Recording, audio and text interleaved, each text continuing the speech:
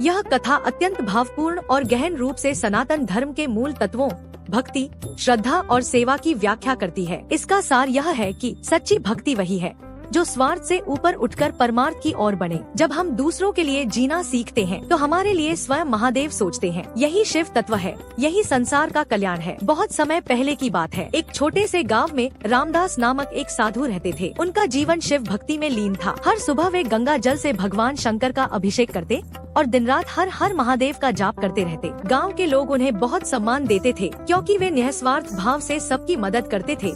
कभी बीमार की सेवा करते, कभी किसी भूखे को भोजन कराते। एक वर्ष गांव में भयंकर बाढ़ आ गई। चारों ओर पानी ही पानी हो गया। गांव वाले अपना घर बार छोड़कर ऊंचे स्थानों की ओर भागने लगे, लेकिन रामदास जी तो शिव के नाम में लीन थे। गांव के एक व्यक्ति ने दौड़ते हुए कहा, गुरुदेव, बाढ़ बहुत बढ़ रही है, आप भी हमारे साथ चलें। रामदास जी मुस्कुरा कर बोले, मुझे लेने मेरे भोलेनाथ खुद आएंगे, मैं यहीं रहूंगा। पानी बढ़ते बढ़ते उनकी कुटिया की छत तक पहुंच गया। एक नाव वाला आया और बोला, बाबा चलिए, मैं आपको बचा लूंगा। पर रामदास जी का उत्तर वही था, मुझे लेने तो स्वयं महादेव आएंगे। अब पानी और बढ़ा।